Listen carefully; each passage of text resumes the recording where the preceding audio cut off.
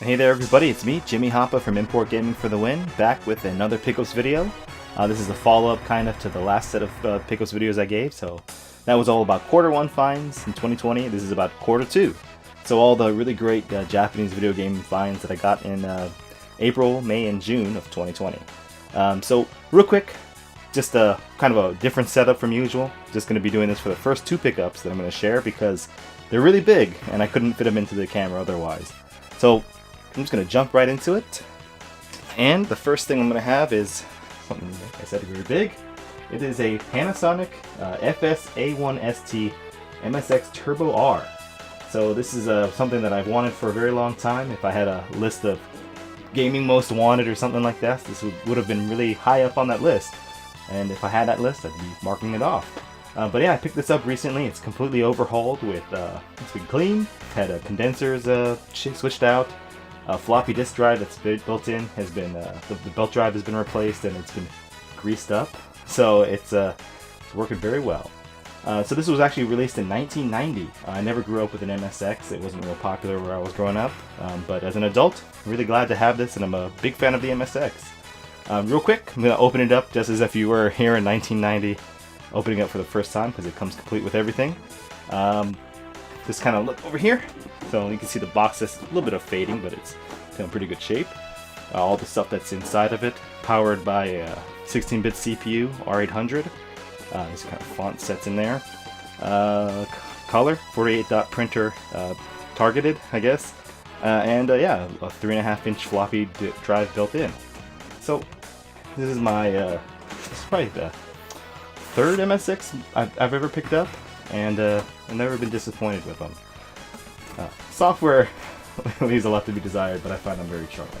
So anyways, real quick, in the very beginning, we have AV cables. Boo, very boring. I won't be using those. So composite cables, a couple of floppy disks. One is a system disk, and I think one is DOS. And I can just try to open it up right now. And I think the word processor is in this one as well.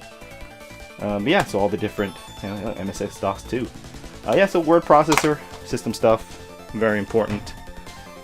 Let's see, a couple of manuals. First one we'll pick out is over here. This is just for the word processor. If you take a look, it's a very big manual. This kind of teaches you how to do formatting, obviously how to use the software, making pictures, making characters. I imagine a lot of people would be making, I guess, New Year's cards, which is a big tradition here in Japan. We'll take a look at something in here that kind of shows why I think that. So yeah, just a couple more manuals. We'll just open this right up. Registration card, insurance stuff. Sorry if that was loud. And yeah, just all the old paperwork just here intact. One thing that it does come with is a postcard setter. So I guess if you're printing something out, this is what your postcard, I guess how it would look. I'm not sure how that works, but I'm sure that manual will teach you how to use it. And this is just a, I guess, standard manual, and here's basic and DOS manual. So, kind of flip through them real quick. Love these little manuals. And DOS, I haven't used DOS in many years. I grew up with that on a Windows PC. I think there's one more thing. Let me pull this right out here, and we'll take a look at the system itself. But yeah, here are some label samples. So I guess if you wanted to make your own VHS and floppy diskette labels, there you go. Alright, so that's all the boring stuff. Let's pull this out carefully. It's very heavy. It's, I think, even heavier than an original Xbox. Definitely move that over there. A little styrofoam here to protect it. Gorgeous looking system. Like I said, it's been overhauled, cleaned. I'm gonna toss that over there. Yeah, here it is. I struggled to hold it up for a little bit just to kind of keep here, but beautiful thing. All the keys are working. Little speed slider, internal software switch, reset switch, power switch. All this. One thing I love about this keyboard is you look at the pause over here. Can't hit it unless you hit it right in the center. So you don't mistakenly pause something. Here's some little bells and whistles, indicators for power and when the floppy drive is in use, what kind of font you're using, etc. The very big up, down, left, right buttons. Here's the first of the cartridge. Oh, guys, one-handing this. Alright, just showing off my strength here. So this is one of the first cartridge slots. The other one's in the back. You see power cable built in. On the side, like the usual models, here are controller ports, multi-use controller ports, shaped just like the Genesis ones. Wiring is different, but I believe you can use X68000 controllers and MSX controllers with no problem. Floppy disk. I don't know if you can see the grease, but it's upped. And here are the outputs. So we have S-Video, RGB. We have standard composite, RF with channel 1-2 switcher, parallel port for printer, and microphone input. And look at the very bottom here. I guess maybe this is not as good as new because I think it came with 2 batteries, but you put batteries in there for something, probably some sort of backup. And here you go, made in Japan. So beauty build system. I'm gonna put this away for real quick. Something else is big, but very glad to have this thing. And so kind of similar theme. Here's yet another MSX unit. This is the original MSX. This is from 1984. A Sony Hit-Bit 101. So beautiful yellow box. In pretty good condition given its age. There's a little bit of kind of like tearage over here, but not that bad. Nice little graphic here. This is not a red model like it looks like here. There actually was a red model from this kind of family of MSX computers. But yeah, Sony made a lot of really great MSX computers. I got this. This is not overhauled or anything, but it works perfectly. And it looks basically brand new. I got a really good deal on this. Alright, let's open this up like you're back in 1984. Some crusty tape remains, but hopefully in 84 you wouldn't have that problem. So real quick in here, same thing as earlier. Here's a reference chart for basic. Here's insurance stuff, how-to manual, this is the general manual, and basic. Toss this over here. Woo. And here's I guess an antenna RF type of modulator switch. I'm not very technical, but you know what that is. I don't really have to talk about it much. Here's a video cable. Okay, right. And this little nub is for the keyboard. Turns it into kind of a joystick, like a lot of the early Sega systems. So we'll take a look at that right now. And this one's kind of hard to pull out, so I'm going to struggle a little bit. It's a very tight fit. Alright, so you can see the styrofoam looks brand new. So, I don't know if this is old stock or new old stock, old new stock, whatever, but it's in very great shape. So, the Sony bag. I've had other Hit-Bit models, but I currently have one MSX2 Hit-Bit. Let's do the unveiling here. Ooh, there you go. Here's a little handle, ready to hold on to it. So, handle on a system before the GameCube. So, very, very nice condition MSX1 computer HB101 from Sony. I see you there, checking out the shine, checking out the gloss. Very beautiful system. Less bells and whistles than a Turbo R, obviously. But I'll grab this over here. See the nub. So, you know, little nub. Play like arcade-style games. Toss that over there. Yeah, 2 cartridge slots just right here on the very top. On the bottom, there you go. This houses the AC cables, or not AC cable, but the power cables, built-in AC, made in Japan. On the side, here are the controller ports with little covers, keep it dust-free. It's very nice. Let's see what else I've got to talk about here. Oh, on the very back, there you go. Video inputs, RF, composite, channel switcher, tape. So that's one thing that the MSX-R, Turbo R got rid of was tape compatibility, because I guess in 1990 no one was using tape for games. Not like many people were using it in the 80s either, but whatever. Parallel port for printer, and a screw or something. And power switch over here. So yeah, very beautiful system. Now I got a few different generations of MSX computers. I'm going to put this down because it's heavy. I'm going to clean this up and go back into the normal position, and we'll talk about a lot of games and other crap. So, be right back. And we're back here where I can be comfortable and sit down. Real quick before we continue, word from my sponsor, E3. So you see this guy over here, I'm assuming is a fighting game professional player, or athlete as they say. I don't know who he is, but I know he needs to put on a shirt. I'm not impressing anybody. An Akuma. I'm not being paid by them. I just needed this for the energy, and it's my one of my favorite energy drinks. It tastes terrible, so that must mean it works. Okay, so let's take a look at some more MSX stuff before we move on to other platforms. Another kind of a big thing, but this is a not specifically for the MSX, but a cassette recorder, and this would be what I would use for playing cassette games on the MSX. So we'll open that up too. This actually came with that MSX1 that I showed earlier. And yeah, like I said, I got a really good deal. It came with this and a few other things.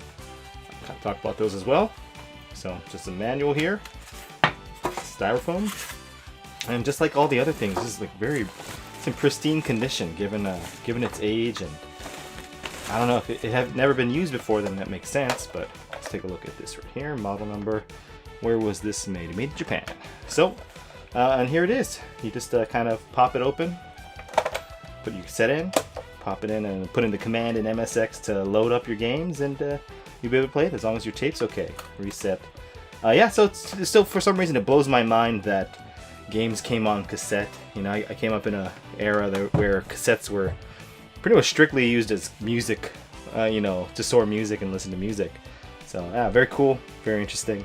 Some of the cassette games I got, let me see, the two of them that came with the system, they're nothing to talk really right home about, but Golf Country, here you go, and open it up so you can see the actual cassette itself. Very boring on that back side, but there it is from, what is it, Apollo Technica. And these thankfully came with instructions, because I have not typed in, you know, maybe since I've used DOS really, I've not typed in commands to load things or access drives or whatever. We have it too easy these days with our fancy computers, and, well, not really our computers, our cell phones. And then here's Cosmo Traveler, which is a shooting game. And I was excited about that. I was like, oh, an old school shooting game. It's so basic that it's you can barely call it a shooting game. But like I said, it's very cool to have these. So this came with the MSX HD 101 and this cassette player I showed. This is something I picked up on my own. This is a classic. This is not a Japanese cassette. This is a classic in the UK. Jet Set Willy. You gotta love that odd artwork. And yeah, I don't know too much about Jet Set Willy other than it's like a, you know, it was a very popular game in the UK. I never played it in the States. The MSX actually did get a copy or a version of this in Japan for the MSX B card, which I did a video on years ago maybe that nobody ever watched. But yeah, Jet Set Willy. I guess it was controversial because of some of the content within the game. What's kind of cool about this too is there's some 2 screens from Jet Set Willy. Wow. This is one of those games that had the software protection, and you know, I didn't really have to deal with this too much growing up, but you know, you'd start up the game and it'd ask you, it'd give you some sort of like coordinates and ask you what colors are in there, just so that, you know, they don't want people copying the cassettes because they're so easy to copy. You just make a copy, like 10 copies, give them all your friend for their birthdays. So, very interesting system here. I watched a panel over in Portland of the Modern Vintage Gamer talking about the history of software protection. Very fascinating stuff. I'm sure you can find that video on YouTube. But yeah, so that's an import for me because you couldn't get this in Japan. And here's a boring thing. I also came with a with that MSX too, just kind of talk about it. And I think it's kind of neat. Here's a 16 whole kilobytes of RAM, so a RAM expansion cartridge from National, which is Panasonic. And there you go. So, does this have a manual? No? Okay, it doesn't matter anyway. You just stick it in, and I got more 16 kilobytes of more memory, so you can play, I guess, fancier games on your MSX if you need to. So that's how far we've come when 16 kilobytes was a necessary physical expansion for your PCs. Alright, next! This is something I got pretty recently, and this is King's Knight from Square on MSX. This is from 1986. It says over here it's a formation RPG. But one of the earliest games that Square ever put out, there's a Nintendo and Famicom version 2, which is infinitely better than this version here. A little bit different, but same kind of idea basically. Love that artwork over here. When I was a kid growing up, I didn't have this game as a kid, but I got it when I was a teenager. Always just loved the art, and I was a Square fanboy, so I needed to get it. Let's see. Here's the manual. I'll pull this out a sec. Like I said, it's not a very good game. It's the cartridge, but it's neat. It's part of Square's history, and be kind of showing this off in a video that I'm doing now, which I'll talk about in a little bit later. Story of King's Knight. Just love these manuals so much. Just having manuals. Look at that artwork. I'm a big fan of this era of Japanese popular artwork, anime art. This is King's Knight World. It sure is. But yeah, very charming, and just takes me back to a different time. Even though at this time I would have been very, very small. Too small to even pick up the controller. So yeah, King's Knight for the MSX. The next thing is also something that's not too exciting, but love the artwork here. This is Othello, or Computer Othello, for the MSX from Sony. So here's a little old Sony logo right there. And of course, like I said, the artwork is fantastic. All it is just Othello. You know, it's a strategy game. I'm terrible at it. I'm not a very smart guy, I guess. But I got this because of this beautiful artwork, this Barbarella looking chick, and this knockoff C-3PO. Looks like it belongs in Spaceballs. But this is from Susumu Matsushita. This is I believe this is his first video game artwork as well. So he'd have a prolific career doing Famitsu magazine covers of all sorts of different kind of magazines and media projects in Japan, but especially video game covers like Adventure Island, etc., etc. And actually, I'll be doing a video. I've been working on it here and there about something, kind of talking about it as a celebration of his artwork. I'm a huge fan of Mr. Matsushita's art. I'm trying to pull this out, but it looks like it's getting stuck somewhere. So here you go. I think it's just stuck in there, so you can't actually pull it out. Cartridge, kind of a strange color. I'm pretty sure it's this color. Yep. So gotta love that these old cartridges, a lot of them, especially with the MSX, protected the contacts when weren't in use. And a simple manual. It's Othello. It's very self-explanatory. Even if you never played it, you can pick up the game and figure it out immediately. It's classic. All right, but that's Othello. Next, maybe something a little bit cool too. Love it for the artwork. This is Psychic War Cosmic Soldier 2. And this is an early dungeon, kind of like first-person-ish kind of role-playing game. Well, you have battles in third person and everything, but from Kogado, who also published a lot of RPGs back in the day. This was ported over to the MSX and just like everything. PC 98, 88. I think the manual on this one doesn't even mention the MSX. So yeah, but kind of a cool look to it. I tried to play it for a little bit, didn't get far before I got murdered, but you can kind of recruit little bad guys to kind of join you. And yeah, I think the introduction's all in English too, but I couldn't tell you what the story's about. And here's the old manual. So it's not in the best shape, but for something that's so old, I like that there's a little bit of wear and tear here. So let's see, what do they talk about in this manual? Yeah, so some of these things don't even apply to the MSX version. Cute little artwork. Like I said, I bought this for the artwork. Here's some of the dev team, and the Android chick on the cover. Yeah, just big fan of that style. I wish more things kind of kept with that. Here's a map. The person who owned this in the past marked different locations. It's a little dirty there. Sorry about that. Unpleasant. That's what happens with old paper. Yeah, so fairly large game. Many different floors, elevators you take. You fight people. Here's the cartridge. The cartridge is a little dirty, but I cleaned it up as best I could without having to rip the label off. A pretty heavy cart too, which is kind of rare with these old MSX games. And a cassette tape. So I thought that was pretty cool, coming with a cassette tape. A-side, B-side. I'm a little bit afraid to put it in my cassette player just in case it eats it, but I'll give it a try sometime. Yeah, but when was this put out? I can't see the year, but anyways, it's pretty old, and yeah, like I said, I'm probably not going to do much with it. It's not exactly the most fun game to play in the current year, but I love that artwork, and I'm happy to have this. Been looking for a decently priced copy for a while. Next we have a classic Taito arcade action game, Elevator Action, for the MSX. This has been on a million things too, but yeah, the arcade classic. Didn't really play this too much growing up, but I really did like. Do I have a manual in here? I think it's on the bottom. There you go. So cartridge over here. Like a lot of these old Taito games had like these kind of translucent cases. A lot of new MSX games will also use similar cases. But yeah, elevator action, there's not really much I need to say. It's a really awesome old, I don't know, I guess you play as a spy or something like that, or a government agent. Maybe I'm thinking of Elevator Action Returns. You go down all the way to the bottom level, you have some little objectives, and you shoot people, unlimited ammo. Yeah, good old school arcade style fun. And it's been on everything, right? But yeah, Taito's arcade action game elevator action. Next, here's something from Casio.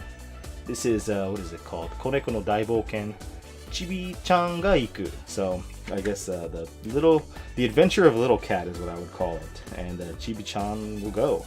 This is number 24 in Casio's MSX series. Casio was a pretty big, I don't want to say supporter. They published a lot of games and they made some models of the MSX back in the day, including publishing of some Konami games. But this is just an example of a very early platforming game. I think this is 87 or 86, but I don't think it's actually written on the box. Here's the cartridge, and there you go, and the manual. And it's like just like 2 rounds. There's a few levels. I mean, it's a very short game. I think you can beat it in like 20 minutes, and it's not very difficult either. But it controls okay. All single screens. Look at these little, and I don't know. I get a kick out of these old manuals. I just really love it. Yeah, it's very basic, very simple. It's no Super Mario Brothers. There's a reason why that was so popular back when it came out, and continues to be popular. But yeah, it has its charm. It's so simple, and maybe it has a lot of heart. I don't know. Here's another game. Otenba Beki no Daibouken. So a lot of Daiboukens here, a lot of adventures going on. So Becky's adventure. So you see on the cover, it's a little girl, and it says, "Come on, Becky." So a lot of weird little alien-looking things. An apple. I think you collect fruit in this game. Here's a screenshot right there. Collect fruit and you avoid aliens and other little bad guys. Go up ladders. So similar to a lot of action games at the time, but this is from 1983. And this is actually, I think, one of the earliest games that has a female protagonist. So I got this for really cheap, and the guy said that it didn't work, but I don't know, I cleaned it up and it works just fine. So yeah, not really much to say about it other than it's kind of neat having a game with such an early female lead. And it's just fun. It's just pure fun. A little difficult too. So here's the instructions, but okay. So very simple, but hey, I like having these even if they're not too pretty. It's a complete package. So I'm gonna pop this right over here. Turning this into a mess. I'm gonna clean it up in a bit. Next, I'll talk about this because it's a little embarrassing, but this is the secret flower garden, I guess you call it. This is an 18 plus game, but I guess the sticker got ripped off. I don't know if I should really even open this. I bought this basically because, I need more floppy disk games just to try out. This is an adventure game, a little bit of romance. As you can see, the artwork is amazing because this is from Satoshi Urushihara, who did like Plastic Little and Lemnir. I think some of those really awesome old Street Fighter 2 illustrations, he did it. One of my favorite artists, and so I had to get this mostly because of that as well. I'm going to open it up over here and see. Yeah, I can't be showing that. Here, I'll show the back of the manual. The back of the manual is safe. But yeah, wonderful art style. It is an adult game, so I thought, maybe I wouldn't be seeing anything that's too risque in the very beginning, but right in the very beginning, you're looking at a dirty magazine, and you run into a woman and fantasize about making love, I'll put it that way, to her. She ends up being your teacher. It's very strange, but 3 floppy disks. Works just fine, but I don't know. I'm not a big fan of this style of game. I just like it for the art. I swear. I bought this for a friend. Alright, put this back over here. These floppy disks, unfortunately, are very prone to failure these days. Oh, and that's what happens. Okay, well, maybe my box exploded too. Alright, next. Here is a new MSX game. This works on MSX1 and MSX2. Multiverse from, what is it? Hikaru Games. So very very cute, very colorful box anyways, but the game is also colorful, cute. It's an action platforming puzzle game. You switch between this boy here and his little dog. Some great music, and it's just very fun.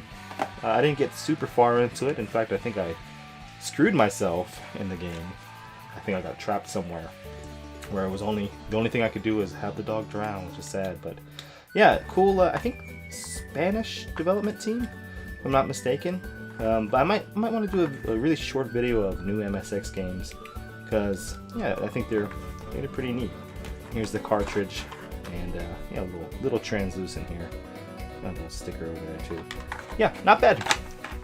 So Multiverse, that was an import for me too, here in Japan. And here's another new game for the MSX called Inkyu and Suckyu, which also sounds like a biker's weekend. You know, somebody will do that. Versus Nightmare, and this is a shmup, competitive and cooperative shooting game where you play as this incubus guy and your sister is a succubus. They look like they're straight out of something like Little Nemo. But yeah, you just it's a horizontal scrolling shooter, brand new game. I think this physical copy just came out in 2020 with all the crazy stuff going on. But at least 2019 I think is when it was officially released. Yeah, very fun. And you compete with your partner, your sister or whatever, and you try to take out as many people as you can and beat the boss before her, or do more damage to the boss before the boss is out. It's pretty fun. And like I said, if I do a video about kind of new MSX games, I'll definitely mention this one. Yeah, so there's the manual. Kind of neat. Not bad. Very MSX1 looking graphics. Yeah, it's Inkyu and Suckyu. Alright, obviously Incubus and Succubus. Real quick, just some magazines. MSX magazine from 1987, July. And I picked this up pretty recently. I got it because there was an ad for a game that I've been thinking about doing a video on. Final Zone and Valis. Two pretty bad games for Metal Gear. Look at that. Awesome. Gradius, Gobelius from Compile. Zanak. Just a really cool. It's like a, you know, obviously any of these magazines would be a trip back in time, but here's something that but here's the thing I bought it for. Okay, this Borfest and the 5 Demons. It's kind of a neat looking action RPG game, and there are a few MSX magazines where it's mentioned and reviewed. But check this out. So Aliens. There's a little Aliens ad in here, and also if I can find it. Enjoy the flippy. Oh, this also comes with this, a little audio, I guess, rec vinyl with some MSX game stuff. Really pretty cool. But somewhere in here, some program. You can program your own games. What a cool magazine. I wish I had this kind of stuff when I was growing up. Sorry, it's hard to see it here. Anyways, there's a review. I think I just passed it. Stupid. There you go. So there's a review for Aliens for the MSX from Square. Unfortunately, you know, like I don't know if I'd mentioned it here on the channel, but you would have had this video done and here on the channel, ready for you to watch and enjoy, hopefully enjoy. But halfway through editing, my video editing software and my computer crashed, and somehow it corrupted the file, and all my work was lost. So hours and hours of work gone. And I have to redo it. So this is why I'm doing a pickups video. So I hope to have something out in the meantime and maybe motivate me to work on it again. Well, so that sucks, but you know what you're gonna do. But yeah, MSX magazine, and then just a couple of MSX fans. Some of the old MSX fans, I think before 90, what is this, 91? Pretty soon after this, the covers got kind of ugly like this. But I love the old ones. There's some Frey and some Zack characters. They had these clay kind of art covers. Big fan of those. But this also comes with disc. So around this era, all of these MSX magazine or MSX fans came with little sampler discs and little sampler magazines. There's a lot of really cool stuff from this era, you know. I won't really flip through this too much, but kind of take a look here. So not really the most colorful. Oh, there's some boobies over there. And here's the Turbo R I just showed you. So it was being advertised in this magazine. And then here's the other one. And hopefully I don't flash too many boobies in this. There you go. Here's the GT. So this, I guess, would have been the last one with MIDI music. Yeah, beautiful. And then, yeah, floppy disk. So there you go. Here are the last 2 models of MSX ever made, advertised in these magazines. All right. So right now, I think I'll take a look at some Ganbare Goemon stuff and then maybe clean this up. So make a transition, because I know a lot of people on this channel are interested in Ganbare Goemon stuff. I'm a huge fan and I'd love to spread the love. So some Ganbare Goemon stuff that I got in the past few months. Here is a little hint book for Karakuri Dochu. Very old, it's not in the best shape either, but I think I got this for $5, which is crazy because I've seen it go for almost 100 here and there. But yeah, look at that little Goemon mask. This is before, obviously, we kind of got the Goemon we all know and love with the blue spiky hair for the first Famicom game. So yeah, it's just a hint book with some funky artwork. Very old, well-loved copy of this. I have one that's kind of just like this, same size, same kind of format. So I just needed this one to kind of complete those.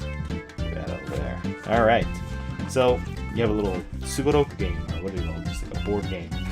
You play with your friends, and if you want, you cut this up and make a Goemon mask. So just really nice to have that. And yeah, my Goemon guides are almost complete. I think there's just like 2 or 3 that I need, and I have the entire collection of those. This is not really exactly a Ganbare Goemon thing, but this was a little present that you would get from the Famitsu brothers. There's some more Susumu Matsushita art, and just a bunch of postcards. So some from Street Fighter 0 and Virtual Fighter 2 and King of Fighters and whatever this is. I saw Vampire down there, Breath of Fire. Oh, there you go. Ganbare Goemon 3 for Super Famicom. So I got this mostly for that, and it was really cheap. Rockman, Bomberman, cute stuff too. And here's a couple of games. The same game, but for the Ganbare Goemon series, I collect variants of the covers, and I think there's just one more variant for this, the DS game, the last Ganbare Goemon ever released. So even on the back, there are a couple of small differences. Open it up, I think it's pretty much all the same though. Maybe some different inserts. But yeah, I think there's just one more. This is for $29.40. This is for 2,000. I think there's one for 1,980 yen for like their reprints.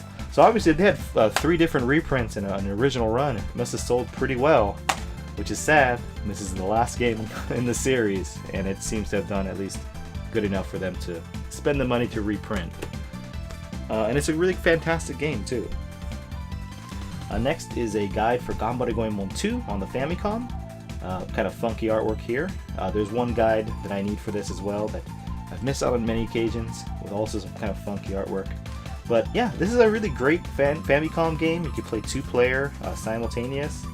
And obviously I'd love to do a video on this. I think there's an English translation for it. Not that there's much to translate anyway.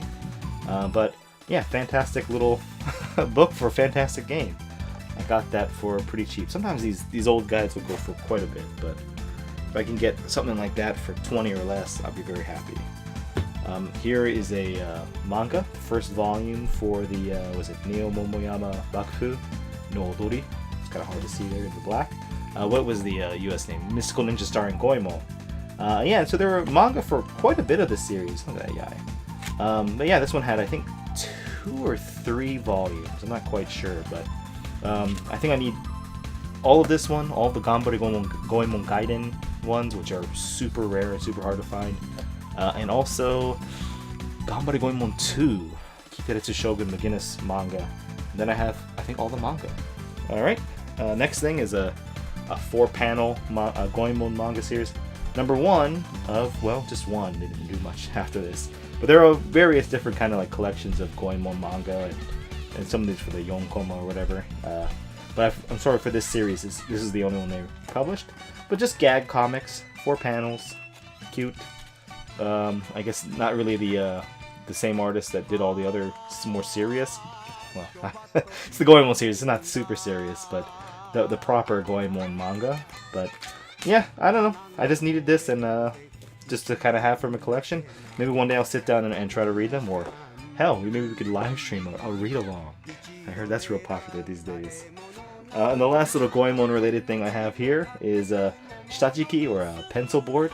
And I think last Pickles video I showed a Getsu Fuumaden one, and you know what, I have a few more ones later on in the show. But we are Konami. You got some Popful Mail, you got Pastel, and you got the little, was it Jikyo, is this Pro Spirits, Yaku or something like that, Tokimeki Memorial Girls, and of course Goemon and Ibisumaru. This would be their how they appear on the cover for the first PlayStation game, Uchu Kaizoku Akugingu. A little calendar here too, but yeah, look, we are Konami. Back when you could display this thing with pride and be like, yeah, Konami is a great company, everybody loves Konami, except for the people who apparently the Yakuza threatened because of their development things. Interesting stories about that, but just a little pencil board. Love having those little things. I'm gonna clean this up, and we'll talk about some Sega games in 1 second.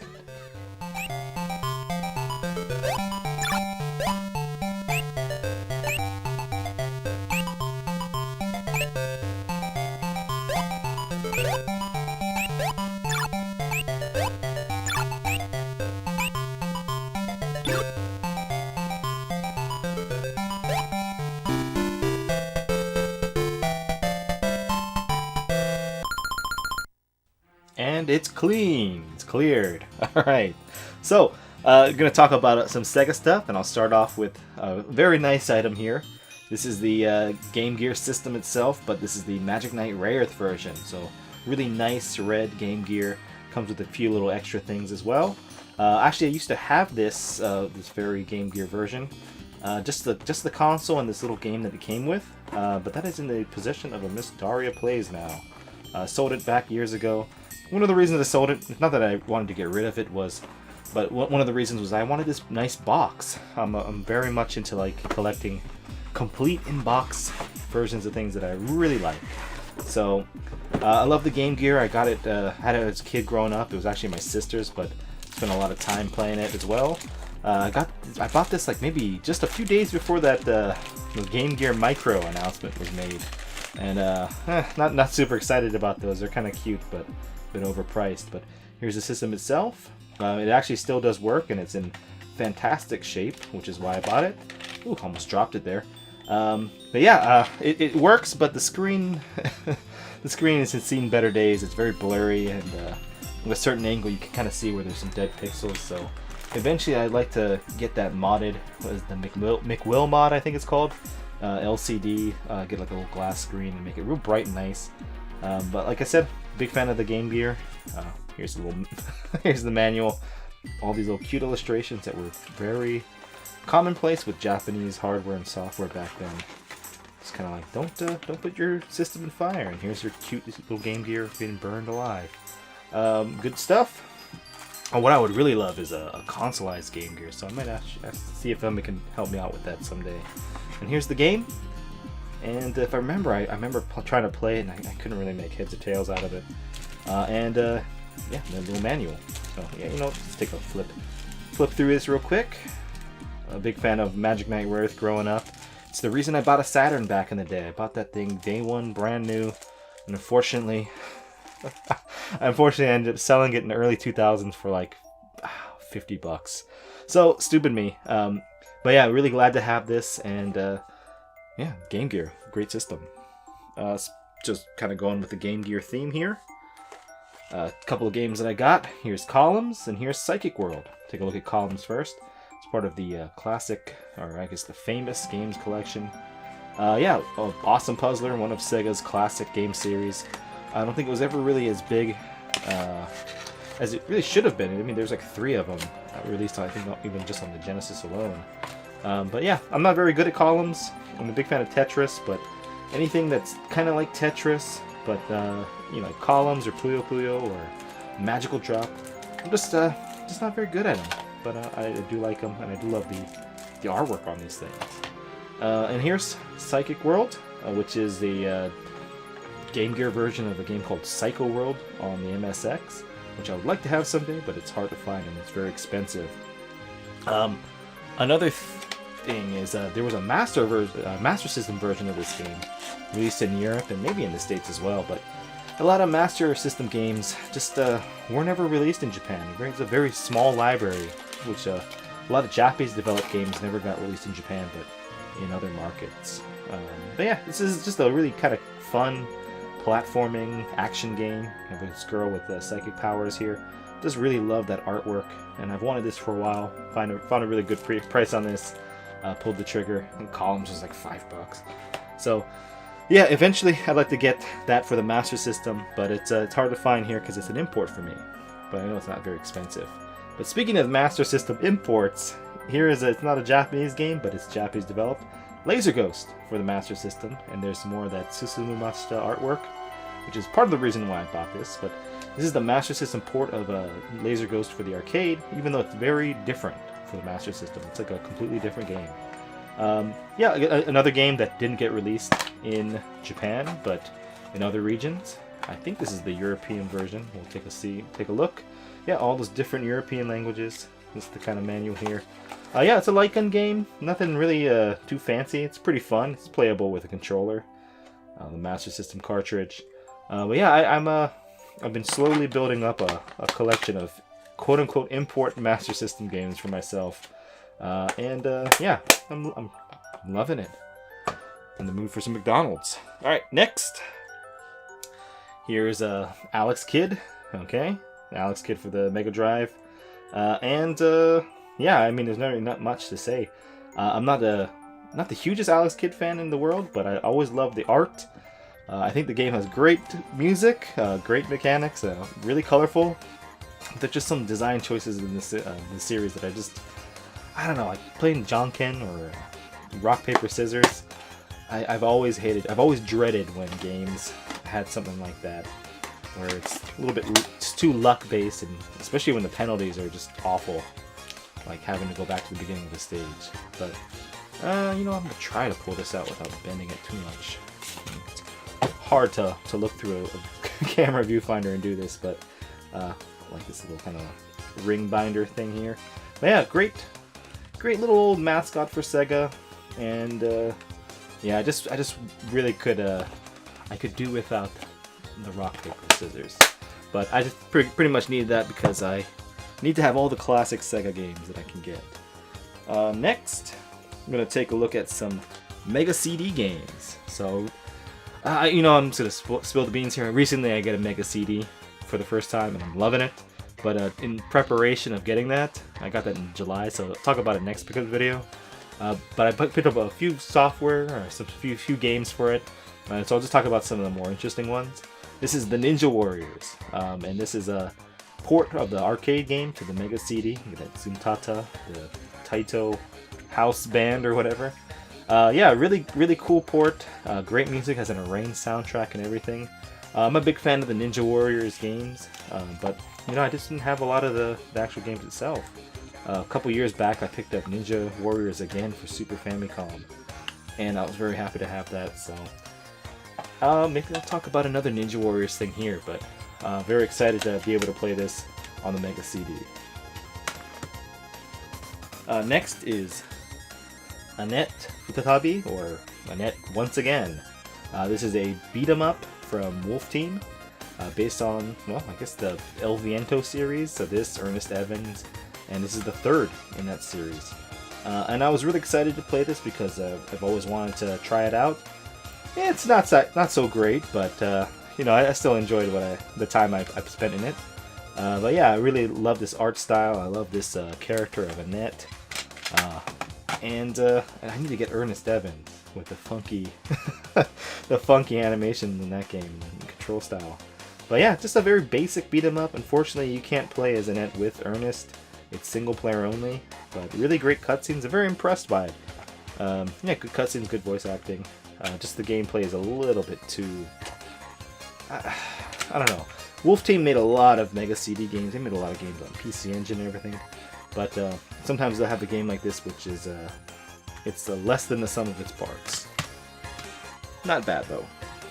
Next is the Record of Lotus War, and this is it's like a poor man's Shining Force for the Mega CD. And one thing, I'm a huge fan of Lotus War. It's just one of those anime series that I watched growing up. First seeing it and recording it on VHS on the Sci-Fi Channel I just fell in love with it, and yeah, if I can get anything with Record of Lodoss War on it, I'll be very happy. I actually just found out recently about a Castlevania type game starring Deedlit here. But yeah, I put this in just to kind of like play it and you know, maybe get some footage for this video, but I ended up playing it for 8 hours. So I was really enjoying it. Like I said, it's a poor man's Shining Force, so it kind of plays a little bit like Shining Force. Not nearly as polished and not as good, but yeah, it's pretty fun. Great soundtrack, that orchestral kind of CD quality music in here. And I'm pretty sure this is, you know, most of these Mega CD games are Redbook audio. So just pop it in a CD player or rip it and put it on my phone. But yeah, pretty cool game. I'm very tempted on doing a video on this because I think I'm kind of nearing the end of the game in my playthrough. But yeah, Record of Lodoss War for the Mega CD. And next, speaking of Shining Force, you know, poor man Shining Force, now it's the real Shining Force, Shining Force CD. And this is one of the games I was really excited to eventually play on the Mega CD because I'm a big fan of the Shining Force series. Let me see if this will focus. Okay, well, anyway, this is another thing where, you know, I played the Lodoss War for like 8 hours, popped this in just to play it for a little bit, and I ended up spending like probably about 8 hours on this as well. But this is an extended and I guess I don't want to say remastered, but kind of like that version of Shining Force Gaiden 1 and 2 on the Game Gear. So right over there. Yeah, so it's, you know, upgraded graphics and everything, some slight tweaks to the gameplay, amazing soundtrack, all that stuff. So it's a pretty long game. I think as far as like the Shining Force series, this is probably the longest campaign, unless you consider Shining Force 3, Scenario 1, 2, and 3 as one big game. But yeah, a lot of stuff in here, a lot of battles. So fun, such a great series. What happened to the Shining series? Should be printing money with that, Sega. Another Mega CD game from Compile. This is Denni Alesta, and I think the English title is Robo Alesta. But this actually might be the last Alestis game ever made. And it's not the best. It's pretty good. It's kind of like this reimagined Warring States period Japan, but with giant robots and Nobunaga and all these historical figures in here. Really fun game. I'm always impressed with the Compile shooters on a technical level. Pretty fun, also pretty unforgiving. More forgiving than a lot of the other Alesta games that I've played. But yeah, just a really cool soundtrack, cool graphics. Not one of the more expensive Alesta games, and for good reason. Alright, and here's a look at this lenticular. See, just appears and disappears, but this is Wolfchild. This is actually a Western developed game, but pretty sure a Japanese artist is responsible for this cover. This is from Core, I believe, right? Victor published it. Yeah, and so Core of Tomb Raider fame. This is like a kind of a 2D action platformer, so a lot of those in this era. But yeah, really cool, great music, pretty fun gameplay. Not the most polished and well-programmed game, but a lot of fun. Yeah, you play as a guy who can turn into a wolf, and there's some cutscenes, very 90s-esque. Kind of just pop through here, and not a really interesting manual, but hey, it is what it is. Yeah, I thought it was kind of cool. I like the cover, and it's kind of neat. I enjoy buying Japanese versions of Western games, Western releases. Put that right over there. This poor instruction manual. Okay, and it's not quite a game. There are a few other games I got from Mega CD, but you know, maybe I'll just talk about them in the next video. But this is the backup RAM cartridge. So just I think SRAM to save your game files on for your Sega CD games. It's very simple. This is no label on it, but I do have the labels. They're just unused. Yeah, works like a charm. It's kind of cool. Just a little standard Mega Drive cartridge. You pop it in there, and it does its thing. And look how adorable that is. All right. Next thing, I guess I'll take a look at Sega Saturn. So one thing, for some reason, I just decided to buy this chirashi, this little old advertisement for Shadows of the Tusk. And of course, if you look at the artwork, Susumu Matsuda yet again. And yeah, spoiler, this is one of the games that I want to do a video on. And I've always wanted to get this game, and I just never got around to doing it. But I saw this chirashi for real cheap, picked it up, and so I picked up the game finally. And so it's a strategy RPG. I'm not going to show any gameplay or anything, but yeah, I think after I'm done with Aliens, this will be the next video I do. Just because I want to talk about his artwork. And I have an art book from him that talks about the making of this character and everything. He had a lot of say in the direction of like the kind of, I guess, the game itself. So Hudson. So they also did Willy Wombat with Susumu Machida. They did a video on 8 million years ago. Expand. So maybe I'll mention that a little bit in the video as well. A tribute to a certain CD I love in friend of mine. Yeah, and what's cool about this is, let's pop this out over here. Kind of a thick manual. It's a strategy RPG, kind of card-based. A very, I think, another spoiler. Very import-friendly, I'll put it that way, for a few reasons. And it also came with these cards, so kind of like what you would use in the game. These are unopened, so yeah, I'm looking forward to recording footage for this. I think it'll probably just take me like an hour or two. It's a very short game. Yeah, look for that maybe in the next couple of months. And just kind of rounding out Sega Saturn stuff. Here's a Sega Saturn magazine with beautiful lunar cover. I got this. There's just so many cool things. Look at that Macross ad. Oh, it's a pretty good game too. Magical Drop. I was talking about that earlier. There's a feature in here about, what was it, Nanatsu Kaze no Monoshima Monogatari, whatever. Oh, there it is. So I'm just kind of slowly picking up things to talk about that game in case I ever stop being a lazy ass and work on a video. But slowly collecting stuff to kind of talk. A lot of cool interviews. Here's another Sega Saturn magazine. And this, you see some Shining Force 3 stuff in there. These are just so fun. I could just do a whole entire live stream just talking about magazines, I heard they're pretty popular with the kids. Yeah, so all this kind of stuff, these previews of that game that I talked about a second ago. And it's just fun having those magazines. Looking at Dreamcast here.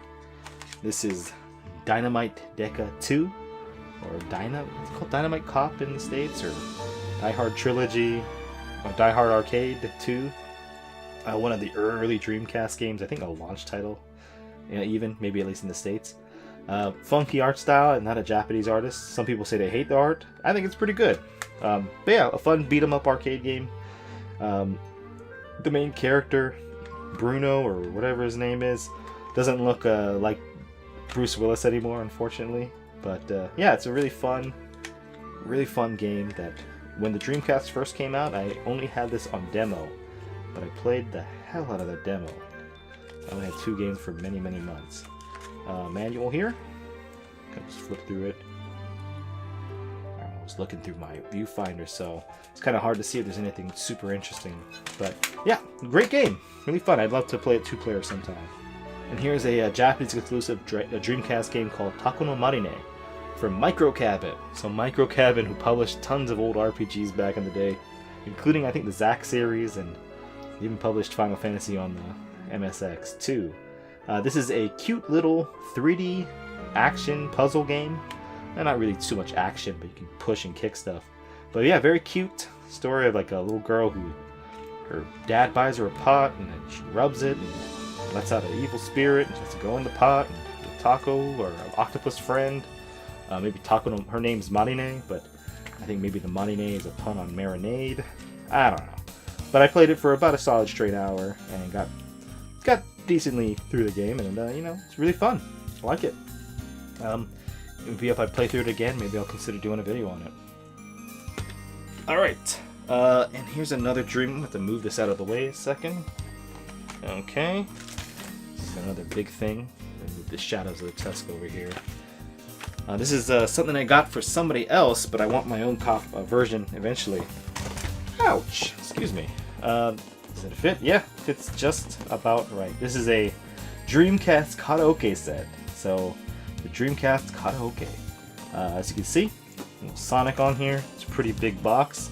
Here's what it looks like. It kind of looks like, if you want to stretch it, maybe the Mega CD1, Sega CD1 model, or the 64DD. I think actually the mold for this was originally supposed to be for floppy, zip disk, maybe a zip disk for the Dreamcast. let's open it up, see how we can... Oh, I don't want to crush anything here, but... Alright, let's try it out. Alright, I think that's safe. So, a bunch of manuals, a bunch of stuff in here. Karaoke, obviously a big, popular pastime here in Japan, but it's just spread all over the world. Let's see. I don't think so. Darn carpools. Here's this disc. I think it's still unopened. Ow, sorry about that. Alright, got a big giant pole sticking out of this tripod. And here's a microphone. Oh, here's a cable, a link cable. Here is a microphone for your Dreamcast. Still in the plastic. Alright, probably no spit on that. And let me pull this out and just kind of pull the box away. Hopefully not knock over the camera again. Okay.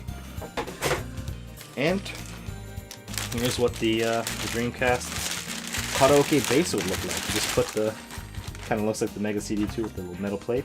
Yeah, you just connect it to here on the side, kind of like that Mega CD1. I guess this would be an extension port. I don't know if they ever used it.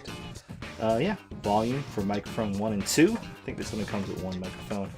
And its own power and everything. So, I guess, I think this connects probably into the Dreamcast, and then you can put your Dreamcast power cord out of here. Yeah, obviously this service is no longer here. I'm sure it was like an internet-based service. Probably rented out time, kind of like with the Nintendo Switch karaoke. Probably rent out some time, you have a selection of songs and everything. But yeah, just kind of a cool novelty, not something you can really use practically. If you want to make your own Dreamcast Tower of Power, or I don't know, a little hut of power. But that's cool. So this is going to be sent over eventually when I can ship things again to Ian Thorpe, the historic nerd. So I'm just going to plug his channel over here. A good friend of mine, makes wonderful content. If you don't know who he is, please go to his channel, check it out. Alright, you know what? I'll take a look over here. This is the... It's kind of like related to the Dreamcast because there was a link cable. Here are a stack of Neo Geo Pocket games. Pocket 1 and Color games. Look at this one because this is probably the most boring one. The King of Fighters R2. So this is the color version. There's an R1 which is only for Neo Geo Pocket, not color. And this is the color one. Just a kind of basic fighting game. Good fun fighting game. Really enjoyable with that click. You know, here's the cartridge. And here's the manual. So I got this for really cheap. Maybe like 20 bucks. So only that much anyway. Yeah, just kind of a fun little pocket fighting game. My favorite game for this is Gals Fighters, which I had growing up. And they play pretty much the same. Alright, that's kind of hard to put in there. So put this on the side. Next, talk about this is Melonchan's, I guess, raising diary, I guess you would call it. Neo Geo, just the monochrome version. And you just, apparently, I haven't played it yet, my Neo Geo Pocket Colors in America. You just kind of raise this little girl from 80K. So, wish they would have had Twinkle Star Sprites or one of those games on it, but hey, whatever. I'm sure some people really enjoyed this game back in the day. I'm looking forward to trying it out, at least for 20 minutes or so, but that was like under 10 bucks, so it was super cheap. Near 2 Metal Slug games, Metal Slug First and Second Mission. This game is getting a little bit more expensive, but Metal Slug Second Mission is getting ridiculously expensive, so I found it for about half of what it goes for, so that's why I picked it up, even if I can't play it immediately. This nice hard box for Metal Slug First Mission. I actually have the English version of this game, and it's a lot of fun. My version was loose only. So there you go. And yeah, I love the Metal Slug series. Pretty much everything except for, I think it's got ported to the Switch recently, but the old proper series titles were ported to pretty much, seems like everything from the last 3 generations of consoles. But yeah, it's kind of cool to have these, and I can't wait to play them again. Hopefully on a backlit modded Neo Geo Pocket Color. I never figured out what this is for, but a lot of these old cardboard versions have it, right? So here's the card itself. There you go. And let's see what kind of inserts we have here. Not a fan, of course, of the paper boxes. Much prefer the clamshell hard case, but there is a Japanese version of this with the clamshell, but it's way more expensive than the standard version, and it's I think like the greatest hits type version. But yeah, some cool little Neo Geo Pocket Color games and mono games, right? And I think we'll transition to another system now since I'm out of Sega, it looks like. But real quick, talk about this. No, it's not the game, because I actually have had this for a while and I did a video on it. Getsu Fuumaden, which is my favorite Japan exclusive Famicom game. If you haven't seen that video, maybe check it out, but I kind of want to redo it since I have all this cool stuff now. But what I got was not the game, but this card. So I found this card, I think on Yahoo Auctions. Sadly, I paid more for this card than I paid for the entire game box and manual. So these old Konami releases came with special cards, and here's one of them. So yeah, Getsu Fuumaden, the card. Okay. I think, did I talk about this already? Let's take a look at this right over here. So this is the Getsu Fuumaden adventure book, kind of choose your own adventure type thing. I have a few Ganbare Goemons, I think from this exact same series. There's a Castlevania one that I'd like to get. But actually I have doubles of these, so maybe I'll try to sell it or give it away or something like that.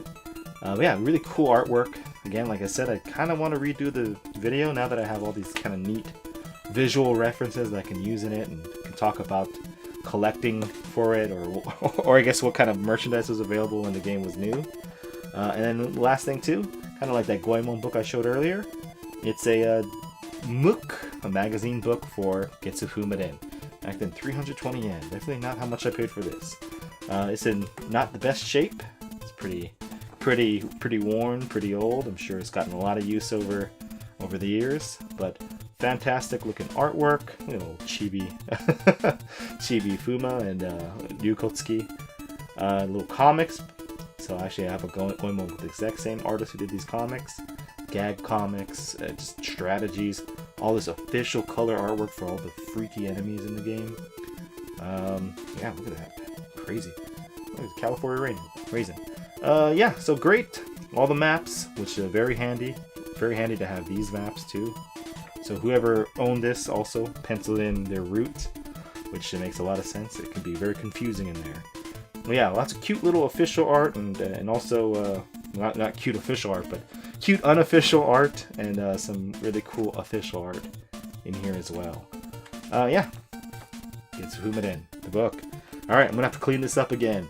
We'll talk about Nintendo games in just 1 second.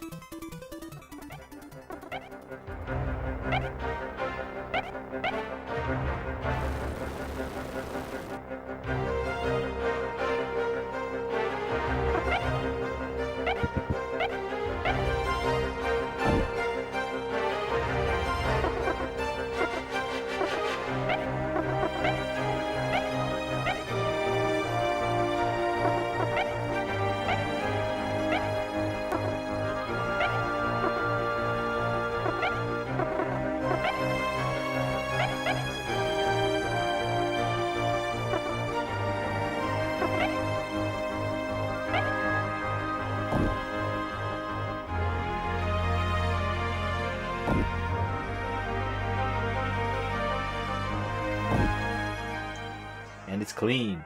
So here is a selection of Nintendo system games that I picked up. The first thing we'll talk about is Athena from SNK on the Famicom.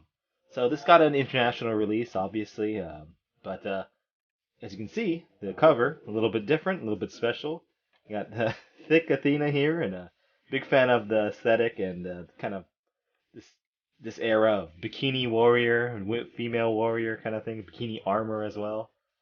This is I think in the North America at least, it's a very cheap game still, even complete in box. But in Japan, this game loose, cheap, but the complete in box package is very expensive, and you'll kind of see why. But I know this is a pretty terrible game, to be honest, bad programming and everything. But I find it pretty fun, pretty charming, and I'm a big fan of the Athena character. One thing that makes this version so special is right here. You have this Psycho Soldier cassette tape. So I guess the theme from Psycho Soldier, which was, I guess the first game Athena was in, and arcade only, I believe. Yeah, so there's a little cassette here. The theme song sung in there. Isn't it lovely? So, yeah, maybe I'll pop this in as well sometime, and maybe with that what was it, Psychic War, Cosmo Soldier 2 cassette. Hopefully that does get eaten up. And here's just the game itself. I think the manual's in here as well. But yeah, like I said, it's usually a very cheap game on its own because it's not the greatest game, but I'm glad to have this package, and it's pretty expensive. However, what can I say? I got it for cheaper than it usually goes, but it was still way more than I probably should have paid for it.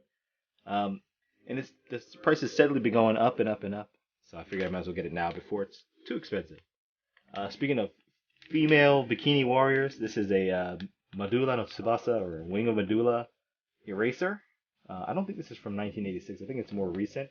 At some sort of event, they made all these different erasers for old game characters. But yeah, one of the old original Bikini Warrior video game heroines. So there you go. This has to be pretty new. There's a Twitter account, right? Yeah, this is pretty hard to find, and Wing of Medulla is something that I've always wanted to kind of do a video on as well. If I only had all the time and motivation in the world, I'd have like 100 episodes of Import Gaming for the Win. But whenever I do that video, if and when, now I have something to kind of talk about. Merchandise in recent times.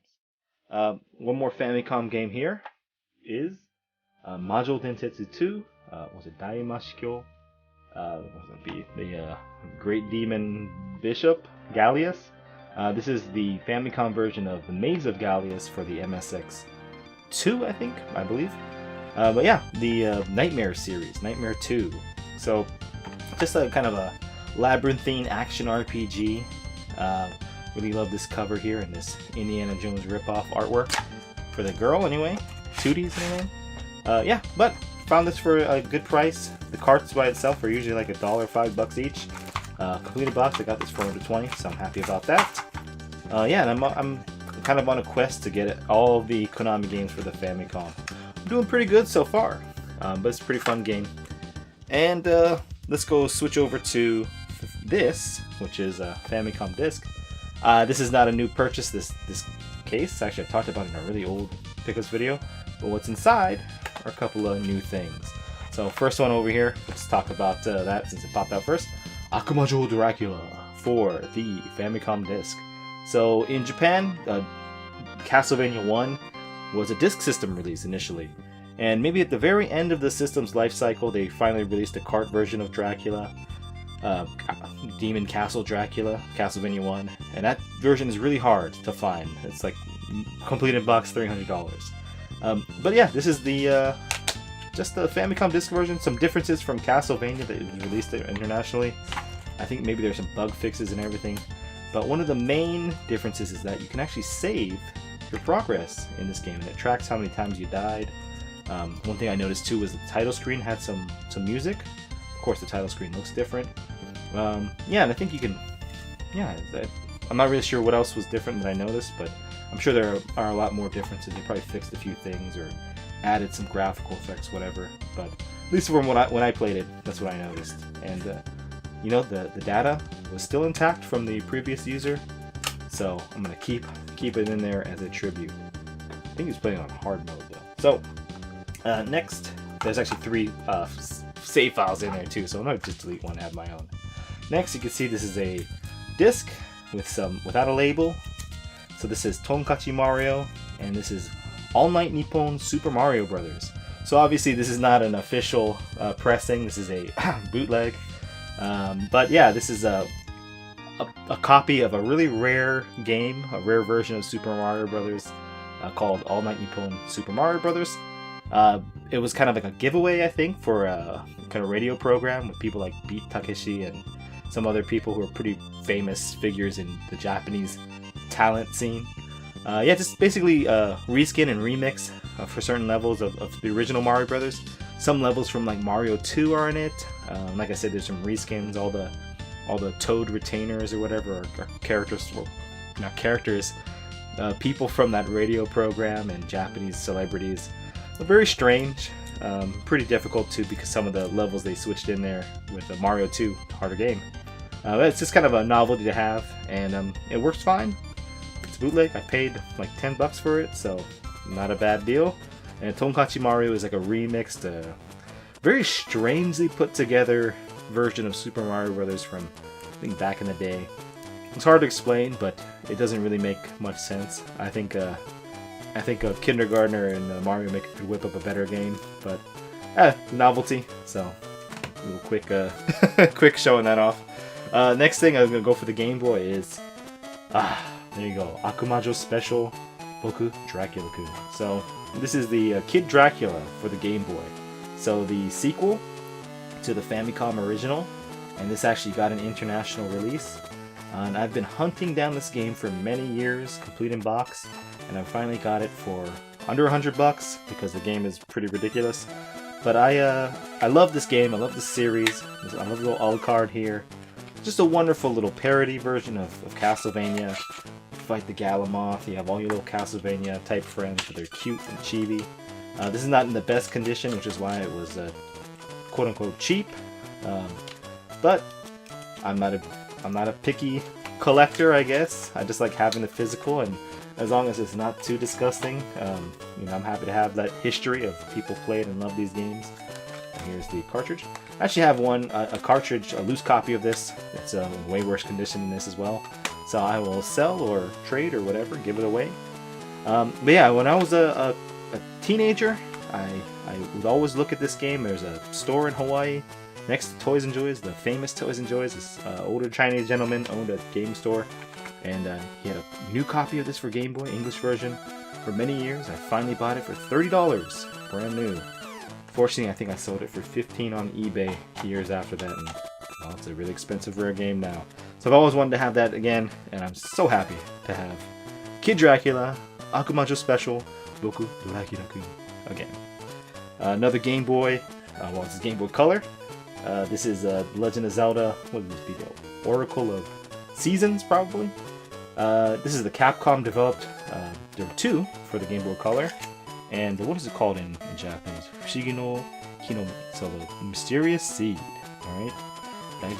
Alright, so, just a really good classic style Zelda game. It was a real big deal when these games came out, too, because it was like, oh, Capcom is developing a Nintendo game. Beautiful manual, cool artwork. And you know, I never had the English versions of these. Even though I always tried to get them. You know, as a kid, you just didn't have a lot of, if you had any money to play with.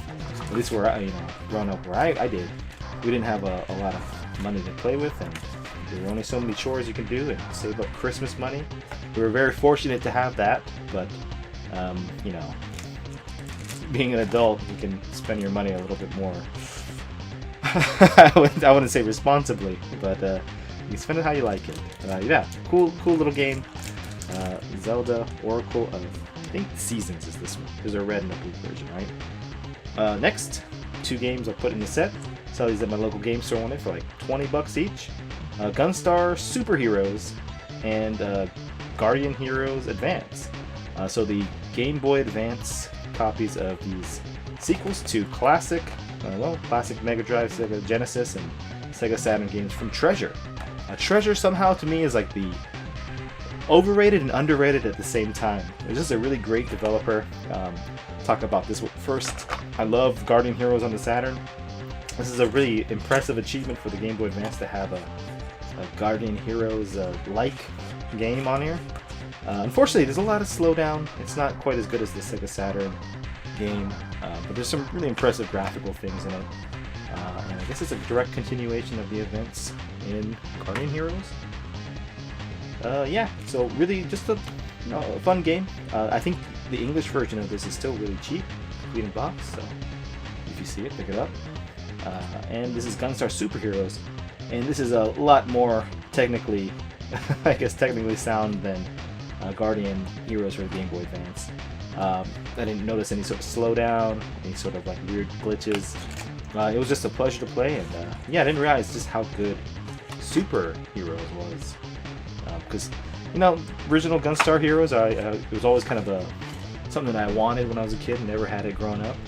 But, you know, played it on one of those Genesis collection games, and I was like, that's a pretty good game, but I kind of think that this game might be even better.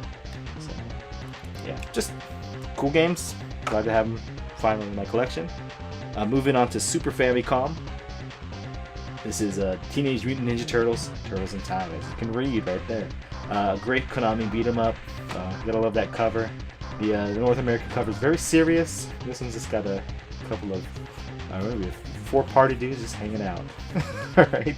But yeah, I'm a big fan of this game. I think it's one of the best co-op experiences you can have on the Super Nintendo. And I'm happy to have this game finally complete in box, even though it's a little ratty. It was pretty cheap. I think I paid like $60 for it. Unfortunately, I found a much nicer condition copy for $70, like a week after buying this one. But hey, you know, like I said, don't really mind having the wear and tear. But yeah, Turtles in Time. Not the subtitle of Turtles 3, but everybody says it is. But yeah, wonderful, fantastic game. Super happy to have this. Big fan of beat 'em ups, but these days I'm just playing them by myself, and that was fun. Here's Hoshino Kirby 3. I don't know, would you say like a kind of a black sheep of the series? I think it's a charming, wonderful little game, one that I overlooked when I was a kid. And it's also overshadowed by the wonderful Kirby Super Deluxe, or Kirby Superstar on the Super Nintendo, which that's I think one of the system's best games. This one, very cute, doing the kind of picture book story looking thing like Yoshi's Island, or before a lot of the Kirby games these days with the kind of clay or yarn art styles. But yeah, very cute game. I guess that's a direct sequel to Kirby 2 on the Game Boy, because you have your little partner characters. You have this little blue partner AI character. Really fun game. I think you can play 2-player. So you can control this blue blob. It came with a sticker too, but it's all crumbly, and whoever the kid was put it in the he put it in the box. They must have ripped it off of something else and kept it in the box. But I'm glad to have that. But yeah, Kirby 3 for the Super Famicom. Cute little game. Very easy. Fun for everybody. And I don't collect card only, but I have a few card only games. But here's this little cartridge holder. I think it holds 10. 1, 2, count it later. But yeah, it's in really good condition. I think I paid $5 for it. So I'll put in a few of my carts in here, and if I find any games that are just way too expensive to have complete in box, I don't mind having them in that nice little container. Alright, next thing, N64. This is Sin and Punishment, right? Tsumi Tobatsu. This is probably the most imported N64 game ever, because I think this came out in 2000. This was the game that all the N64 users or owners at least back in the States, just craved and wanted, and just, yeah, like I said, they would go out and get the import. Wonderful game from Treasure again, and shooting game. Really takes great advantage of the N64 controller. Probably could be done better on other controllers, but yeah, I don't know, not really much to say. I got this for under $30, complete in box finally. I had this once in the past, but I had to sell it. But this is in excellent condition. Thank God for Book Off, under $30. Yeah, weird, strange English voice acting in the game, but just a really fun. Oh, that's getting crushed. Really fun, you know, run and gun 3D shooter. Star Successor, I think is what it's called for the Wii, is also excellent. I think it's even a better game than this, which it should be. Yeah, a lot of the N64 titles in Japan. We'll focus on. Thank you. Focus. All right. I guess it's not gonna focus. Let me put my hand here. There you go. That's better. Sorry about that. Autofocus is difficult. So yeah, there's a little kind of a control card just in case you get lost. Yeah, really great game. And I got some other N64 games, but I'll just talk about one more. And this is Perfect Dark, which I just love this cover for Perfect Dark. This is the one with the memory expansion pack, so it's kind of a fatter case. Great cover. The standard cover is just like this, but you'll see this edition's box art is a little bit different. So they did that with these games. They had the this edition. So boring cover. If you have the if you lose this box, you're just going to be stuck with this boring cover. And you know, I'll grab this real quick. And here would be the expansion pack, which is currently in my N64.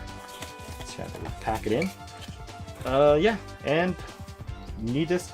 I thought I already had one, but I think that I left it in one of the systems I sold my friend. Or either that, I got bamboozled with him with a purchase years ago, thinking I had the expansion pack. But good to have that now, and let's take a look at the Perfect Dark box itself. So here's the cover. There's Joanna Dark's leg and her gun. Let's see the back here. Yeah, well, fun game. I guess just technically much better than GoldenEye, but I didn't have the expansion pack for the N64 when I was growing up, and I actually had this game. I bought it for real cheap, but I could only play against bots in like deathmatch. So there you go. Oh, good old N64. Love it or hate it. I think it's a very underrated system. Not the best system from that era, and a lot of flaws, but I think there's a lot of great games on it. Here's another underrated system, I think, the GameCube. Star Wars Rogue Squadron, Rogue Leader, I think is what it's called, and WrestleMania, WrestleMania 19. So I can't read my Roman numerals. So, real quick talk about this. Just got this because it's one of my favorite games on the GameCube. I was an insane person back in high school, and I got all the gold medals for every level in this game, and just had a real blast. Fantastic little title. It looks great still. Got that for cheap, so I picked that up. And of course, WrestleMania 19. I got this because I've recently gotten back into wrestling. I kind of gave up wrestling, watching wrestling, a few years before this WrestleMania would have come out. Focus, please. Thank you. So you got Kurt Angle, Steve Austin, and The Rock on the cover. The Ukes. Surprisingly, a lot of the WWE, I guess would this be right? WWF, WWE games got released in Japan. Tons of them. I think they're called Exciting Pro Wrestling in Japan for most of them, like SmackDown versus Raw ones and all that. But yeah, fun game, great roster. I think this is 2003. This is the WrestleMania where Stone Cold Steve Austin retired, yeah, so it's a really stacked, great roster of wrestlers. Not a huge fan of these games, but the Ukes wrestling games are pretty fun. None of the Aki games, like the WCW, NWO games for N64 got released in Japan, I believe. But yeah, surprisingly, WWF, WWE, they really had tons of games that came out in Japan. Seemed to have sold pretty well too. Alright, so I'm going to transition real quick into PlayStation stuff. Before I do that, I want to talk about something that I associate with this PlayStation greatly. And that is Final Fantasy VII. Ooh, I'm dropping stuff. So, well, we'll just kind of do it one by one. Here's this. Here's this. Alright, here's another one.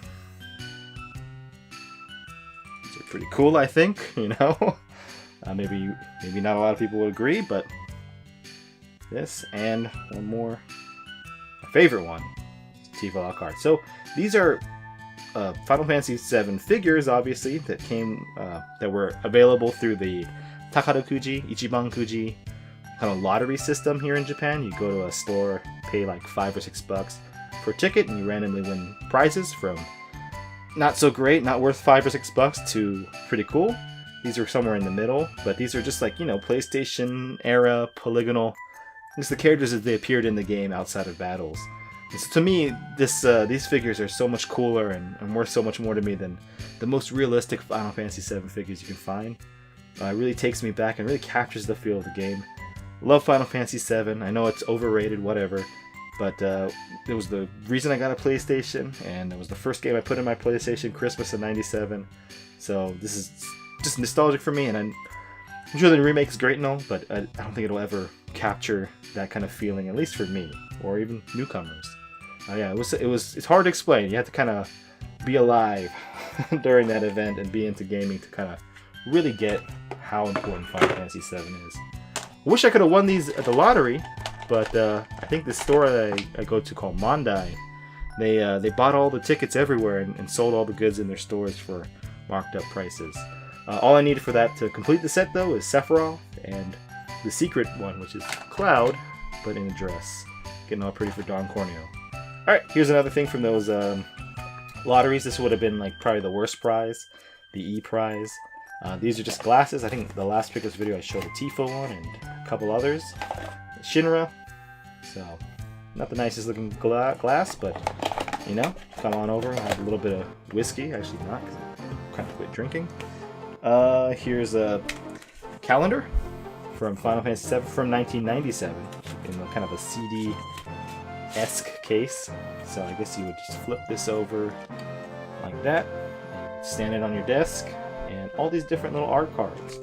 I just love picking up merchandise. There's just so much Final Fantasy VII merchandise going around now, but stuff from the era to me is just really special. And yeah, all the different wonderful, look how awesome this artwork is. Man, that's what I want, a giant framed photo of that. I guess art. It's not really a photo. Yeah, just really cool. Not really the nicest calendar I've ever seen, but that era was just something special. Here are a few other things. There's some telephone cards, so with the polygon characters, like from the battle scenes. So it kind of connects together. I wish my camera wasn't so finicky today. But yeah, I love the way these characters look. I had a poster of all the characters in this form growing up as a kid, so I get real nostalgic for that. And here's a gold Tifa limited edition. This is number 12? Oh my god, yeah, it's a number 12, so one of their first ones they made. I think this was supposed to come with like a dog tag or something too, but I'm happy just to have this, put it in my binder. Tifa Lockhart Gold. Huge crush on Tifa growing up. Maybe it never really went away. And here's another thing from the Takarakuji prizes. This is the F prize, so this would actually be worse than the... this would be the very worst prize, I believe. Worse than the glass. So a towel. So this is Tifa, her face, and I think Aerith. So here were all the different designs from that. I think there was maybe one secret towel design. Who knows though. So she says just 5. So this would have been all of them. No secrets. But yeah, I'd like to get another one. This and the glass were like just a couple bucks each. So find another one and actually use it and keep one for display. And no funny business. And the last Final Fantasy VII thing is this old Final Fantasy VII kind of preview from V-Jump.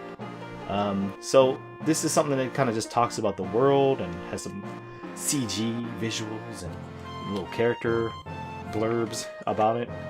So it came with somebody cut this out, I guess, to send in all these little merchandise. Look at that, chrome figures, all this cool stuff. Some memory card stickers. So I'm glad those are still intact. Controller stickers. Take a look at that. Oh man, I might want to use that one over there. A little kind of fold out Amano artwork. So he did a few pieces. Oh, that's like the bootleg Final Fantasy VII soundtrack art. And here's I guess the motorcycle one. Yeah, and secrets probably. Shimmer secrets. But yeah, just having this kind of preview book is just, to me, just kind of... They still do this with games too. Like they had a preview book for Final Fantasy VII. They've had it for all the Final Fantasies pretty much. World guidance, previews. Well, look at that CG. To me, like, I would love to have a remaster of Final Fantasy VII that actually has just really high-res versions of those backgrounds, because they're just classic. Yuffie, Aerith, Tifa, all the ladies. Just a wonderful, cool little, you know, some sketches, some interviews. I might want to sit down and actually kind of dive into this a little bit more. Look, Rydia. So Final Fantasy IV 3D models. Yeah, I don't know. Just kind of a Final Fantasy VII, Final Fantasy series fans dream. All this kind of stuff. But yeah, just kind of love having this kind of thing. Sorry if you couldn't see it much because I was trying to look through the viewfinder, but it's hard to. PlayStation stuff. Here's the Castlevania Chronicle, and this was actually released internationally as well. I think it's called Castlevania Chronicles abroad, but this is the port of the Sharp X68000 version of Akumajou Dracula, and also a range version with some updated graphics and much more forgiving gameplay mechanics. For example, like if you get hit, you don't get knocked back as much and fall to your death as much. Weird kind of arranged soundtrack. But I remember buying this, the US version of this, for $20 new back in the day. Fortunately, stupid me, I sold it probably for about that much a few years later. Not really my decision, but there you go. Spine card. Comes with this cool little extra card that has the cover from the Sharp X68000 version. Don't know why it's that size, but it's kind of cool. And let's take a look at the manual real quick. So this had the, what's your name? Kojima artwork. So very kind of effeminate Simon Belmont, but he looks pretty cool still. I'm a big fan of her artwork. I'm guessing these were from the original Sharp manual. Yeah, very basic manual, but awesome game, and I highly recommend it for anybody who loves Castlevania. Next PlayStation game is actually the last PlayStation game I have. I didn't buy too many. Actually, I have a few minor titles that I don't really want to talk about too much, but here's a noteworthy one. Ganbare 2000. So this is one I've been searching for years. Even though I could pick it up online, I was determined to find it in the wild for under $20, and I found it for $15. And so Ganbare 2000 is obviously Ganbare, he loves all the children in Japan, and he's a protector. He's not like Godzilla. No, Godzilla sometimes protects too. This is a Panzer Dragoon clone, so you can lock on and Ganbare will shoot fireballs at things, and you're in an airplane, you can shoot normal kind of projectiles. Has live action kind of cutscenes in English. You can switch it to Japanese, but it's default English, everything. So very import friendly, very cool. All these damn gaijin and some Japanese chick. So yeah, really fun game, really cool game. Very short though, unfortunately, even shorter than Panzer Dragoon. But yeah, wonderful game. And my lack of focus on this camera is killing me. All right, so here is the Taito Memories, Taito Best. Oh my goodness. Let's see this. I might change the settings for this camera. Sorry about that. But this is the Taito Memories collection, the first edition. So there's two for this. There's also Taito Memories Volume 2. I got this for like $6. It's a little bit dirty over here, but whatever. Plays fine. And here's the manual. But all the different games in the collection are on the back. So some classics like Pulirula, and let's see if I can try to read these because it's so small from here. There's a Pucci Carrot and all that stuff. Elevator Action Returns is the main thing I wanted for it. Big fan of that game. Actually played it on a stream the other day. But yeah, just something I needed. I have Volume 2. Both volumes are for that, or both editions. I just need to get one more and I have both of them. And with PlayStation, this is pretty stupid, but this was a Game Center. Fine. It's a little bit bigger than the real thing, but a PlayStation cushion. It's kind of, I can't really show it completely in frame, but you know, it'd be nice whenever I have a couch, I could put this on here and on there and have fun. Even like the tag here is shaped like a memory card. So yeah, just something you'd win in like a crane game, UFO catcher. I think I bought that for $5 though. Didn't win it. A couple other things. PlayStation, Dengeki PlayStation Magazine. I got this because I think there's a review or a preview of The Adventure of Little Ralph. I'll just kind of flip through this real quick. Dew Prism, fantastic. Just love looking at these things. Like I think I enjoy looking at old magazines about video games more than actually playing video games these days. And here's another Dengeki PlayStation. It says, oh, excuse me, jeez. D14, and this is actually a much shorter or a much smaller magazine, but this comes with a demo disc, and actually I'm going to be talking about this demo disc in an upcoming video. There's GetBX add-on there. So yeah, stay tuned for that. And before we transition to the next kind of big thing, PC Engine games. This is running a little bit long, so I'm going to try to keep this short. The Ninja Warriors. So, not the Ninja Warriors again, but the Ninja Warriors again. This is the PC Engine port of the arcade game. The Mega CD version is much better, as you'd expect, because this is not Super CD, but it is a Hue card. And a very sticky plastic covering, so I'm going to have to try to find a new one of that. So yeah, not quite as good, and that's actually quite a bit more difficult than the Mega CD version. But pretty impressive for Turbo Graphics / PC Engine. 8-bit version of that.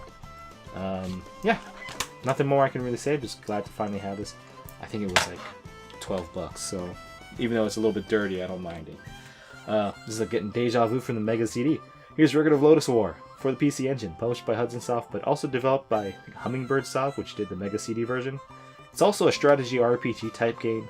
but it's really it's not as good as the Mega CD version. The battles are just very sporadic, and they're random as well. They're not like kind of like linear like the other game, but just like there's something weird about how the mechanics are. There's a lot of like missing, and it just kind of looks and feels like a mess, to put it, I guess, succinctly.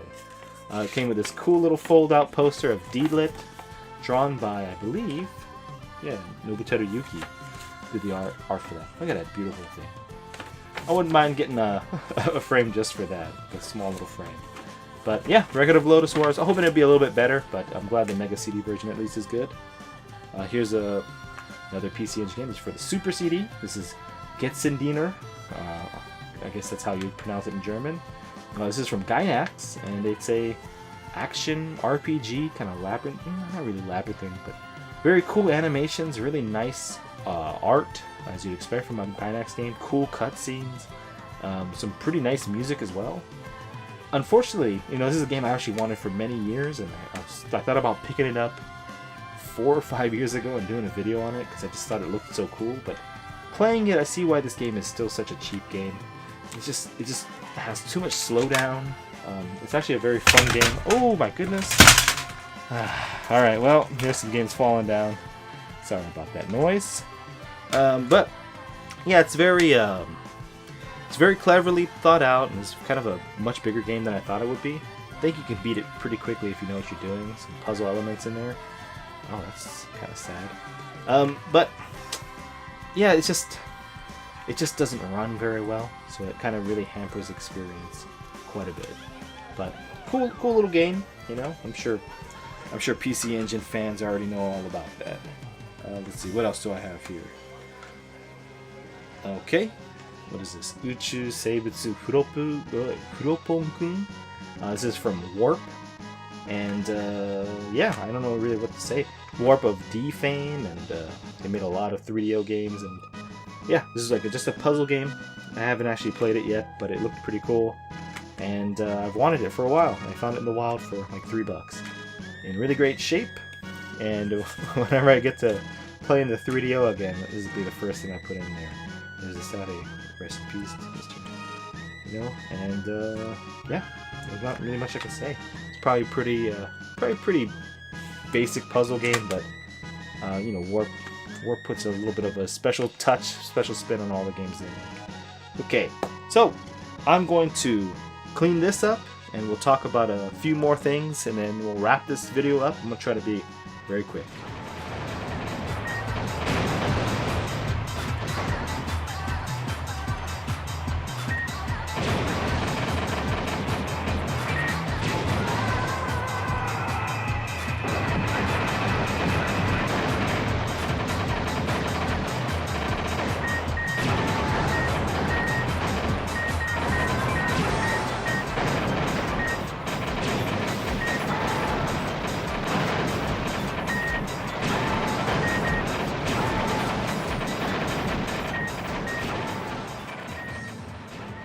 Okay, final stretch of the video. I'm gonna go over a few things that are kind of like junk or whatever.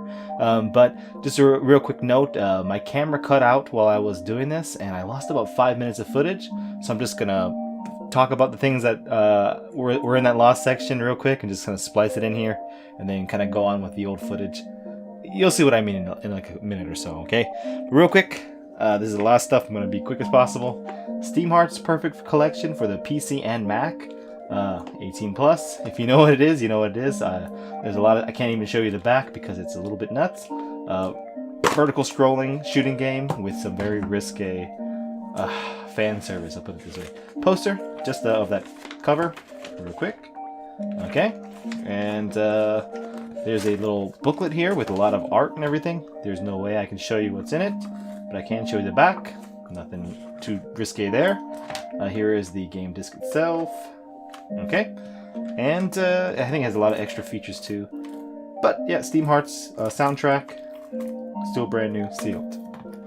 And I've kind of gone through a thing where I'm collecting a lot of Steam Hearts stuff.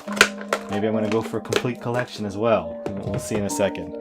Here's a phone card, so something that's pretty useless for me. Same cover as that Perfect Collection.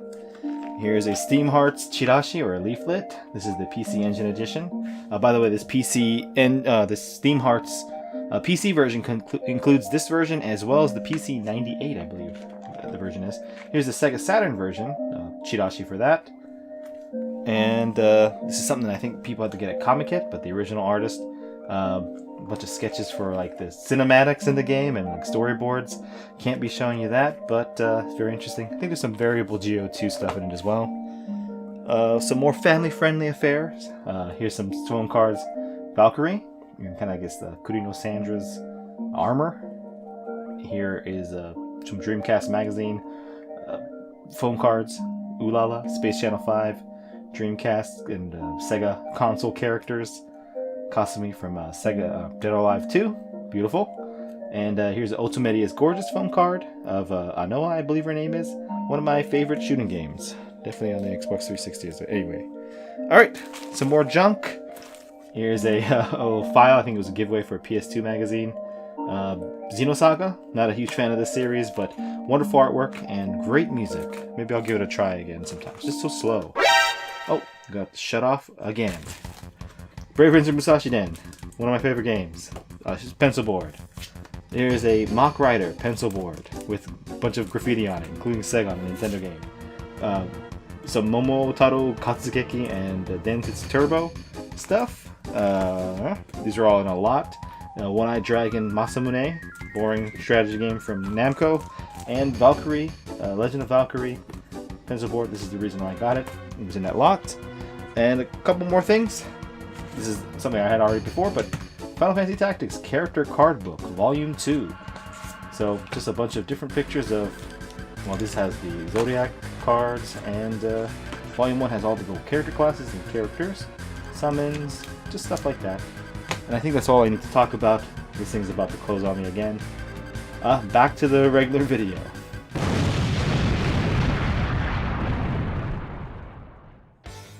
Alright, sorry about that. Camera died on me. Already disaster of a pickups video.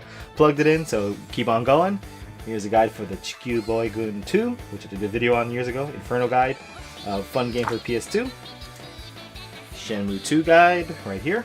Nothing really to say other than it's a useful guide. This is Castlevania, what is it? The Akatsuki no Minuet? Minuet of Dawn? What is it called? Harmony? Not Harmony, but I can't really remember the name of the area of sorrow in English. I just looked over, I have a copy right over there. So, yeah, just really great artwork and all the maps. Always collect Castlevania guides when I can find them. Seaman, a good old Seaman for the PlayStation 2 actually. So this has all the later morphs. You get to meet another frog guy, you get to mate. Oh my god. And you turn into Iguana Man. Actually, I got to the very end of this game and I could not get my Iguana Man to swim in the ocean. Maybe I'll read that and give it another try. Bushido Blade 2 guide. Really awesome game. The art is kind of weird, but I kind of love it. One of my favorite games on the PlayStation. Let's see. Hoshino Kirby Super Deluxe. Adorable. Just gotta flip through here. Oh my god. That's just cute overload. But yeah, also one of my favorite games for the Super Famicom. Here are a couple of V-Jump magazines from 1985, I think. Yeah, 1985. So these magazines are amazing. These are probably my favorite Japanese video game magazines. They don't make them anymore. V-Jump's not around. With the Suikoden ad and Ganbare Goemon 3 ad. Alright. A lot of cool comics too. Just some Famitsus. I'm going to kind of go over. Famitsu number 700. Maybe I just got that for the Susu Matsushita art. With Neki, the mascot. Alright, here's another one. Oh, Racing Lagoon, that's a pretty fun game. Yeah, just a lot of really cool information. It's the thing, they're making magazines like this every week. Alright? Insane how hard working these people must have been. They're so thick too. So here's one with Dino Crisis on the cover, another Famitsu, weekly Famitsu. Some really cool visuals here. I wish I could take my time, but I don't want to make this video 2.5 hours long. Here's another one with some different characters. Looks like Aladdin and Mai, and some sort of dinosaur, Jurassic Park, Link. And flip through here, oh, Saba. Magical Quest 2 or whatever. Got some Estopolis ad as well. Fireman. Okay. And Famitsu Brothers. So, take a look at that. Yeah, I don't know. Just really cool, and I love the Matsushita artwork. One thing I didn't get to show earlier with the Goemon stuff is here's a little pamphlet for the Patchy Slot game. The beginning of the end for Ganbare Goemon to some people. And actually I have a poster here I was going to show, but maybe it's a pain in the ass. It's just like one of the Chirashi you saw of Steam Hearts. It's a poster. So tons of cool video game posters. Can't hang them up on my walls, unfortunately. Someday. Alright.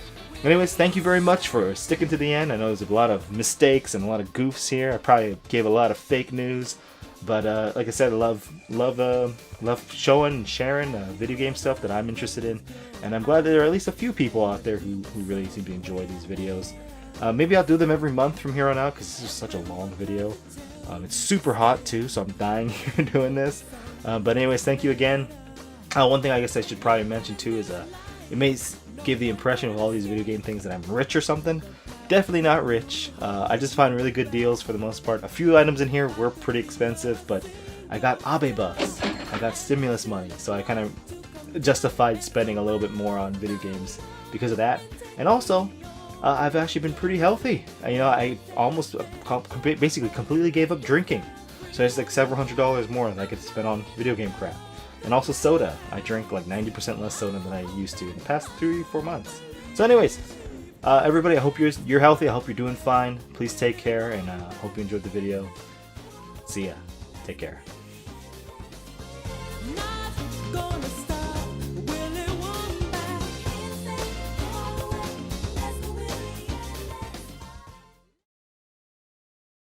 Man, this place is a mess. It seems like most of it's just a nest for all the worst parts of people. Any suggestions on how to proceed? Alright, we got 7 canisters of CN20. So we roll them in there and nerve gas the whole fucking nest. That could work. That's worth a try, but we don't even know if it's gonna affect him. Yeah, I suppose you're right. Look, let's just bug out and call it even, okay? What are we talking about this for? Just leave the account as is, huh? I say we take off and nuke the entire site from orbit. It's the only way to be sure. Fucking A, that'll do it.